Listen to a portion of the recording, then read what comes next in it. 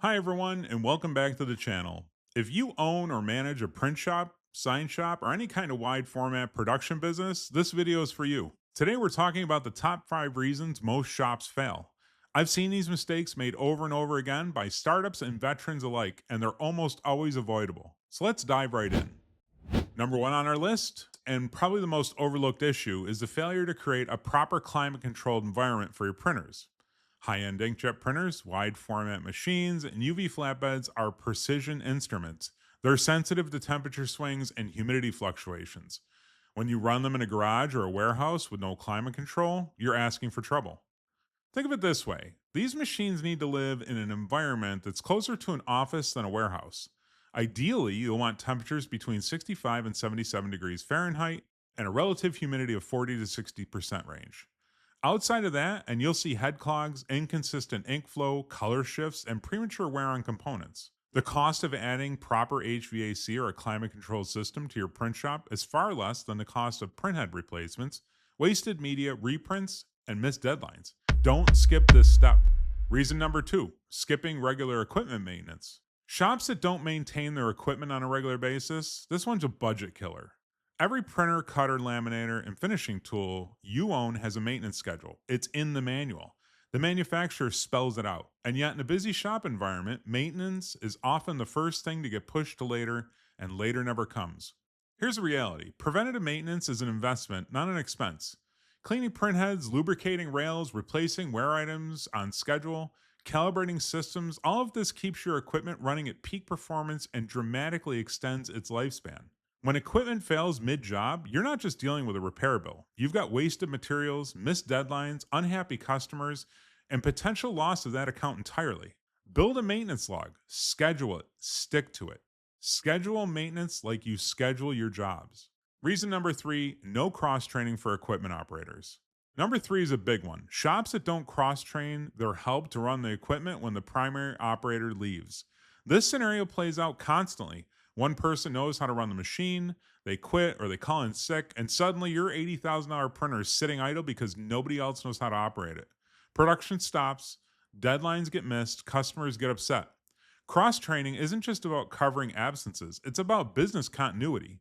You should have at least two people in your shop who can confidently operate each major piece of equipment. That's including loading media, running the RIP software, and performing routine maintenance and troubleshooting basic issues.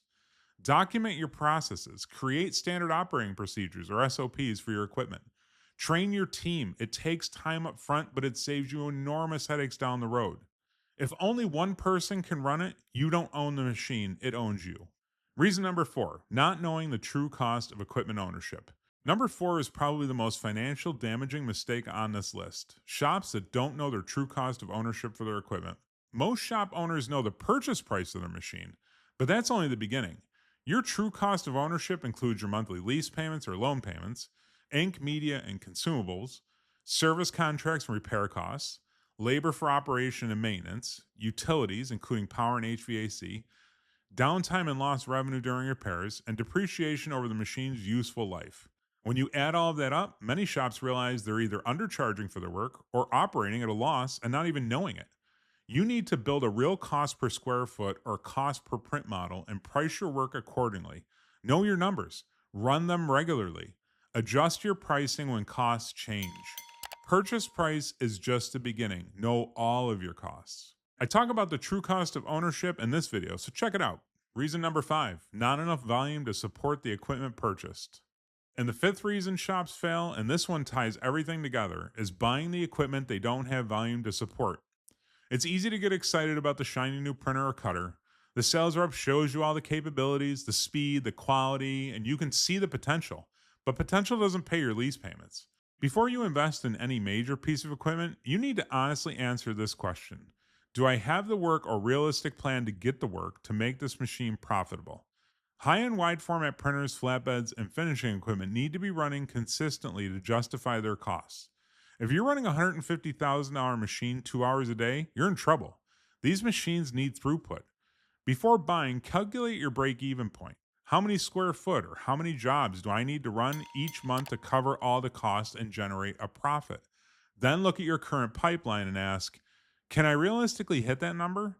If not, consider starting with a lower investment machine until you build the volume. Buy for the volume you have, not for the volume you hope for. So there you have it. The top 5 reasons most shops fail.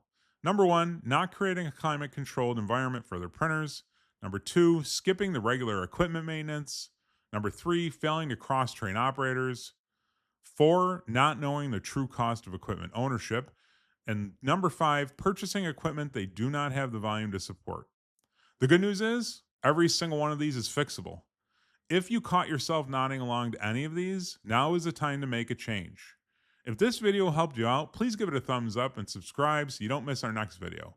Drop a comment below and let me know which of these 5 have you seen or experienced in your own shop. I'd love to hear from you. Thanks for watching. We'll see you in the next one.